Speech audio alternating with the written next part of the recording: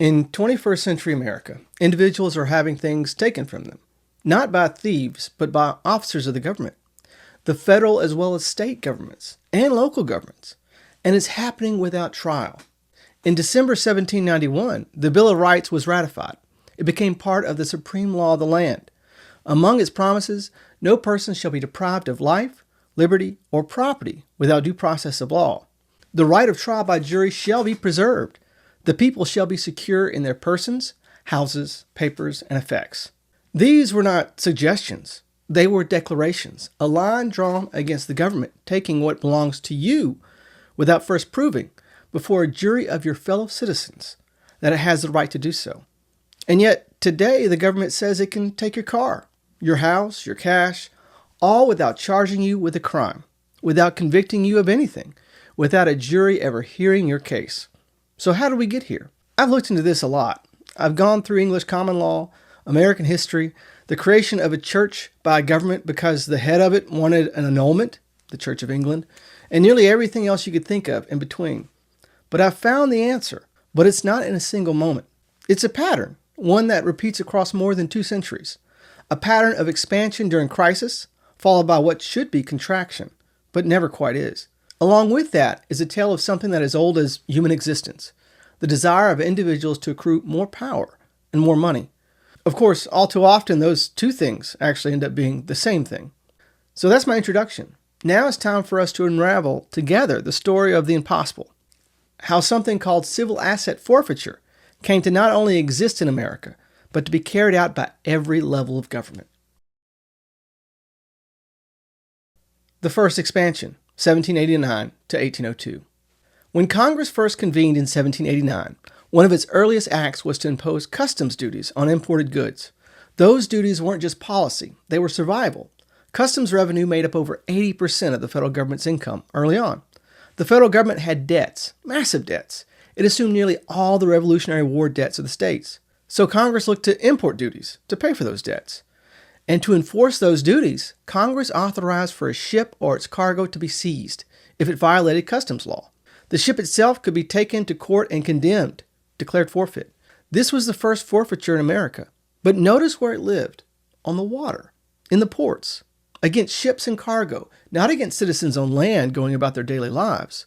But it soon expanded. In 1791, before the Bill of Rights were ratified, Congress passed the whiskey tax, the first federal tax on something produced inside the country, and with it came forfeiture provisions for whiskey and stills. 3 years later, the tax expanded to carriages, snuff, sugar, and salt.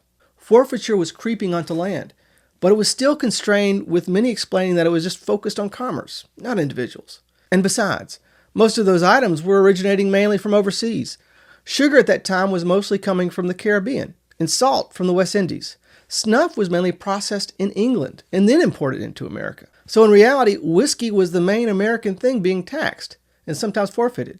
But this actually didn't last very long. The first contraction, 1802. By 1802, Congress repealed the whiskey tax and all other internal federal taxes. The forfeiture provisions that came with them, gone too. For the next decade, the federal government relied solely on tariffs from imported goods. Forfeiture went back to where it had started. The ports, the ships, the customs houses, the water's edge. The system had expanded during a time of need, which was the aftermath and the debts of the Revolutionary War, and then contracted when that need had passed. But eventually came another need. The second expansion, 1813 to 1817. The War of 1812 changed the equation. With British ships blockading American ports, imports collapsed. The tariff revenue that funded the government dried up almost overnight. In 1813, Congress brought back excise taxes on distilled spirits, on carriages, on sugar. And with those taxes came forfeiture provisions once again. But when the war ended, so did the emergency. And once again, the government retreated. By 1817, those taxes were repealed. Forfeiture again returned solely to the water, to the ports, to beyond normal American life. Twice now, the pattern had held. Crisis expanded the power, peace contracted it. The Republic seemed capable of pulling back, and that status quo held for nearly 50 years, until the next crisis. But that next crisis would break the pattern completely. The third expansion, 1861, the door that never closed. The Civil War demanded revenue on a scale America had never seen. In 1861, the federal budget was only $80 million. By 1865, it was over $1 billion. $80 million to over $1 billion in less than 4 years. Congress passed the Revenue Act of 1861, then the Revenue Act of 1862, imposing taxes on a staggering range of goods and activities, and for the first time on personal income. And with those taxes came forfeiture provisions, now applied to an unprecedented array of property. But the Civil War also brought something else that was new: the Confiscation Acts of 1861 and 1862. These authorized the seizure of property, including land belonging to those supporting the Confederacy. For the first time, federal forfeiture reached beyond customs, beyond taxes, beyond the water's edge, and onto land as a permanent feature of federal law. When the war ended, the income tax was eventually repealed, but the excise taxes on liquor and tobacco remained, and the forfeiture mechanisms that had expanded during the war, they stayed too. The door had opened, but this time it didn't close. For the next several decades, federal forfeiture remained relatively confined, however, a power that existed but wasn't widely exercised against ordinary citizens on land. It was still largely the domain of customs enforcement and revenue collection, but it was there, waiting, and another war increased its reach yet again. But this was not against a country, it was against beer. The Fourth Expansion, 1920 to 1933, the precedent machine. In 1920, the 18th Amendment went into effect, banning the manufacture, sale, and transportation of alcohol. To enforce prohibition, Congress passed the Volstead Act, which did something forfeiture had rarely done before at the federal level. It explicitly targeted vehicles. Cars, trucks, boats, anything used to transport illegal liquor could be seized and forfeited. Over the next 13 years, as Americans continued drinking despite the ban, courts across the country heard case after case involving seized automobiles. Each case created precedent. Each precedent built on the last. When Prohibition was repealed in 1933, the constitutional amendment that authorized it was gone. The law that enforced it was gone. But the cases remained. The precedents remained. The legal architecture for seizing cars and other property, built to enforce a law that no longer existed, was still standing. By the mid-20th century, the pattern had become clear. Forfeiture expands during emergencies, wars, prohibition, crises. It is supposed to contract when the emergency ends. Sometimes it does, but each time a little less contracts than expanded. Each time something remains that wasn't there before. The whiskey tax forfeiture disappeared in 1802. The War of 1812 forfeiture disappeared in 1817. But the Civil War forfeiture stayed, and the Prohibition precedent stayed. The ratchet turned, but it never turned back. And then came 1984. And I'm not talking about George Orwell. The Fifth Expansion, 1984. The Comprehensive Crime Control Act of 1984 did not create forfeiture. Instead, it transformed it. The law established what became known as equitable sharing. Under this provision, state and local police departments could partner with federal authorities on forfeiture cases and keep up to 80% of the proceeds. The police agency that seizes your property can keep what it takes, and it decides it for itself. No judge, no jury. Suddenly, forfeiture wasn't just a power the government had. It was a revenue stream. Between 1984 and 1993, federal forfeitures increased from $27 million to $556 million. By 2014, over $4.5 billion in assets were being seized annually. Some police departments came to rely on forfeiture proceeds for large portions of their budget. For some police officers, it funded their jobs. The 1984 Act also created a mechanism for state and local agents to route their seizures through the federal system, even when their own state laws were more protective of citizens' rights. If your state required a conviction before property could be forfeited, police could partner with federal authorities and use federal law instead. In plain English, this is basically laundering the charges in order to avoid individual rights. And the term itself had changed. For its existence before 1984, it was mostly known as forfeiture. Now it had a new name, civil asset forfeiture. Civil, not criminal. The property itself is the defendant, not the person who owns it. You don't have to be charged with a crime. You don't have to be convicted. In many jurisdictions, you have to prove your own innocence to get your property back. Sleights of hand and changes of terminology in order to get things that are yours and avoid the jury trial that you have a guaranteed protection of. To find out how the government has gotten to the point of being able to excuse and hand wave away those rights, we have to look back to where it was originally, which was in maritime law, in admiralty, because that is where the government started finding its first excuses to get around the Constitution. The Fifth Amendment of the Constitution. No person shall be deprived of life, liberty, or property without due process of law. And the Seventh Amendment. In suits at common law, where the value in controversy shall exceed $20, the right of trial by jury shall be preserved. And of course, the Constitution protects you against criminal charges as well. The Sixth Amendment guarantees a jury trial when the government charges you with a criminal offense. These weren't suggestions, they were guarantees. If the government wanted to take your property, it had to follow due process, which involved a jury trial. But ships were being taken, even after the passage of the Bill of Rights. How did they explain this away? The first case, United States versus La Vengeance, 1796. In 1796, just 5 years after the Bill of Rights was ratified, the Supreme Court heard a case that would shape forfeiture law for generations. A French vessel called La Vengeance had allegedly exported arms and ammunition from New York to the West Indies, violating a federal law that prohibited such exports. The government seized the ship and sought its forfeiture. The case went to the district court, then to the circuit court, then finally to the Supreme Court. And here's what's remarkable. The court said it was unanimously of opinion that this is a civil cause. Why? Because it was a process of the nature of a libel in rem, a proceeding against the thing itself, and therefore does not in any degree touch the person or the offender. And because exportation was entirely a water transaction, it fell under admiralty jurisdiction. The conclusion followed. No jury was necessary. So notice what happened. The court decided that because the case was technically against the ship rather than a person, and because the transaction was deemed maritime. The Seventh Amendment's jury guarantee didn't apply. So early on in American history, they looked at the sea as a special area, an area where you did not have protections, an area where your things could be seized. And the court said you didn't get a jury trial. Looking at the plain meaning of the Constitution and understanding the history behind it, that doesn't make any sense. But there it was, the first exception, where the court blessed it, saying this is okay, no jury trial, because it's maritime, and because it's against the ship and not the owner. The second case, the Palmyra, 1827. 31 years later, the Supreme Court went further. The Palmyra was a vessel accused of piracy. The government sought to forfeit the ship under federal anti-piracy statutes. The ship's owners raised what seemed like a common sense objection. How can you forfeit our ship for piracy when no one has been convicted of piracy? At common law, the ordinary law of the land, this would have been obvious. If forfeiture was a consequence of a crime, there had to be a conviction first. You had to prove someone was guilty before you could take their property as punishment. Justice Story, writing for the court, acknowledged this. He admitted that at common law, the forfeiture did not, strictly speaking, attach in rem, but it was a part, or at least a consequence, of the judgment of conviction.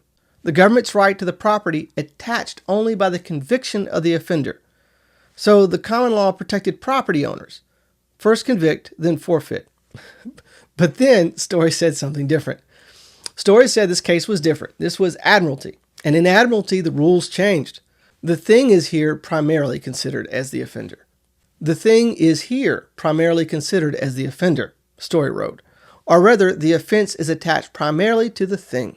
The ship was guilty, not the people, the ship itself. And because the proceeding was against the ship, in rem rather than in personam, it stands independent of and wholly unaffected by any criminal proceeding in personam. Story's conclusion, no personal conviction of the offender is necessary to enforce a forfeiture in rem in cases of this nature. It's this case that sets the stage for nearly everything that follows. Because what we have now is a situation where the government says, we're not charging this individual with crime. That car is guilty. The cash that was laying in that person's car, that's not their property. It is a criminal thing. That thing committed a crime and we're taking it. And this is it. This is the plainest meaning. The government is using semantics, using wordplay to get around the Constitution. They're saying, you're not guilty. So we don't have to even prove you're guilty. Because that thing sitting next to you, even though you say it's your property, we could say it's not and say that it's guilty and take it and avoid the Constitution. That's what's happening every day in America. The inversion. The Supreme Court weighed in on a number of forfeiture cases in the 1800s that put in place strict limits to forfeiture, even to forfeiture in the field of customs and admiralty. But later courts ended up finding different words to get around those earlier court protections. But before we get to that, let's look at those protections as they were written and as they were interpreted, and then we'll get into the later twisting and turning of future courts. The first protection, United States versus Hudson and Goodwin, 1812. The case involved two newspaper publishers in Connecticut who had been indicted for libeling President Thomas Jefferson. The charge was brought under the common law, the body of judge-made rules inherited from England, rather than under any statute passed by Congress. The question was simple. Could federal courts prosecute crimes that Congress had never defined? Justice William Johnson, writing for the court, said no. The federal government, Johnson explained, possesses only the powers granted to it. Federal courts cannot exercise jurisdiction over crimes unless Congress has first made the act a crime, fixed the punishment, and granted the courts authority to hear such cases. This was a victory for limited government. The federal courts could not simply invent crimes and punish people for them. Congress had to act first. The people's representatives had to decide what conduct warranted punishment. The principle seems obvious. No punishment without law. No law without legislature. But watch what happens when the first principle meets forfeiture. If forfeiture is punishment, then the protections of criminal law should apply. The government would need to prove its case beyond a reasonable doubt. You would have the right to a jury. The full weight of constitutional procedure would stand between you and the loss of your property. But what if someone could argue that forfeiture isn't punishment at all? What if someone could say, we're not punishing you, we're just taking your property because, well, it'll remedy a situation. The second protection, Cummings versus Missouri, 1867. The Civil War had ended 2 years earlier. The nation was struggling to rebuild. And in Missouri, the state had adopted a new constitution designed to prevent former Confederate sympathizers from holding positions of influence. That new state constitution required an oath. Priests, teachers, lawyers, and others had to swear that they had never aided the rebellion, never expressed sympathy for it, never done any of dozens of specified acts. Those who could not honestly take the oath were forbidden from practicing their professions. Father John Cummings was a Catholic priest. He refused to take the oath. He was convicted and sentenced to pay a fine and serve jail time. The case reached the Supreme Court, and the court struck down Missouri's requirement. Justice Stephen Field, writing for the majority, called the oath what it was: punishment masquerading as qualification. A bill of attainder, Field explained, is a legislative act that inflicts punishment without a judicial trial. The Constitution forbids both Congress and the states from passing such bills. And Missouri's oath requirement, though dressed up as a professional qualification, was in substance a punishment imposed on a class of people without trial. Field went further. Deprivation or suspension of any civil rights for past conduct, he wrote, is punishment for such conduct. Read that again. Deprivation of any civil rights for past conduct is punishment. The government could not strip Father Cummings of his right to practice his vocation based on what he had done during the war, not without charging him, trying him, and convicting him through proper judicial process. This was a powerful statement about the limits of government power. The state could not evade constitutional protections simply by calling punishment something else. It could not impose disabilities and penalties through legislative decree while pretending it was merely settling qualifications. The third protection, Boyd versus United States, 1886. 20 years after Cummings, the Supreme Court heard a case that went directly to the heart of forfeiture. E.A. Boyd and Sons were importers accused of evading customs duties on plate glass. The government sought to forfeit their goods, and to prove its case, the government invoked a statute that allowed it to compel the Boyds to produce their own invoices, to hand over their private business records to be used against them. The Boyds objected. They said this compelled production violated both the Fourth Amendment's protection against unreasonable searches and seizures and the Fifth Amendment's protection against self-incrimination. The government responded with what had become the standard argument. This is a civil proceeding. These constitutional protections apply to criminal cases. Forfeiture is civil. Therefore, the protections don't apply. The Supreme Court rejected this argument unanimously. All of them said no. Justice Joseph Bradley, writing for the court, looked past the labels to the substance. He went beyond semantics and looked at rights. Yes, he acknowledged, the forfeiture proceeding was technically civil. Yes, it was in rem, against the property rather than the person, but these technical classifications did not change what was actually happening. We are clearly of the opinion, Bradley wrote, that proceedings instituted for the purpose of declaring the forfeiture of a man's property by reason of offenses committed by him, though they may be in civil form, are in their nature criminal. In their nature criminal. Not technically criminal, not labeled criminal, but in their nature, in their substance, in their reality, criminal. Bradley called these proceedings quasi-criminal. They were close enough to criminal prosecution that the constitutional protections should apply. You could not evade the Fourth and Fifth Amendments simply by calling a proceeding civil and directing it at property rather than a person. The court had looked through the form to the substance. It had refused to let the government escape constitutional limits through clever labeling. Boyd versus United States should have been the end of the story of forfeiture. The court had said clearly and unanimously that forfeiture proceedings are quasi-criminal in nature and that constitutional protections apply. That the Bill of Rights meant what they said and could not be avoided by using different labels. But, as we all know, it was not the end of the story. The turning point. How protections became loopholes. Each of those cases limited government power. Each drew a line the government could not cross. But each line had a gap.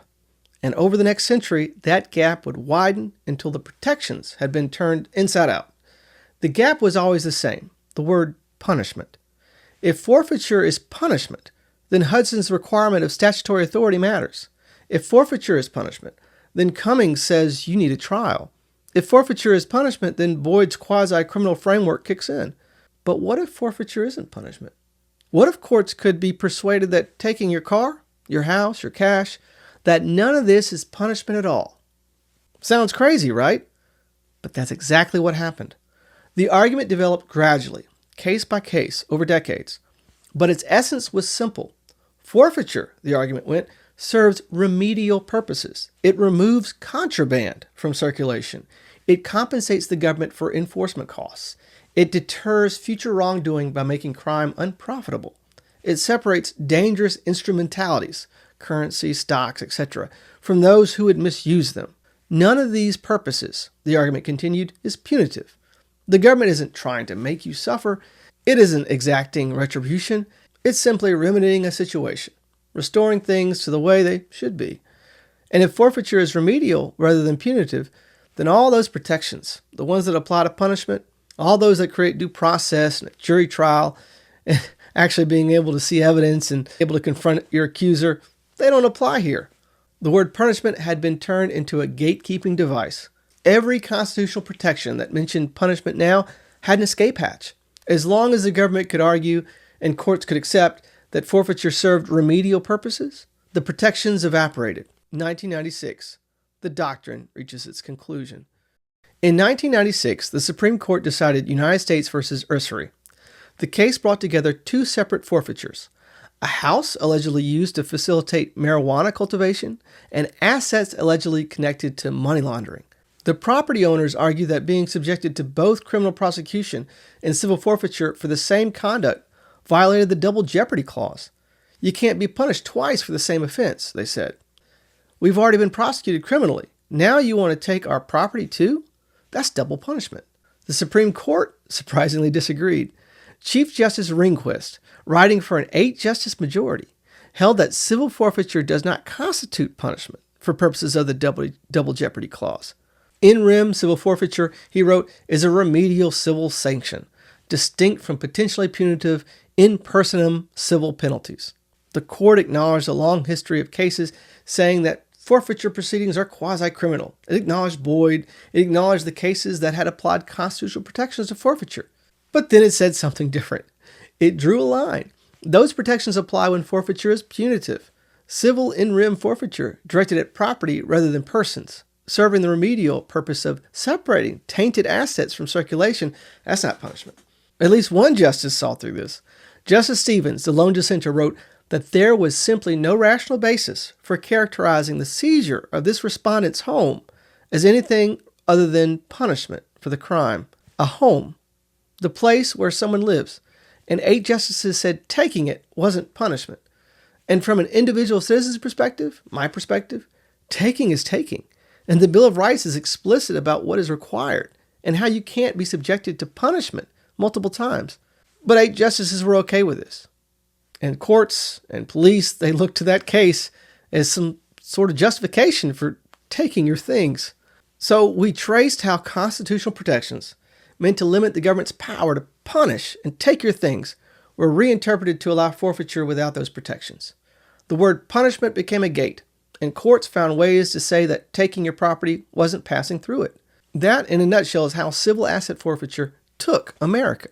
How something that is forbidden, or at least should be in the Constitution, has become commonplace.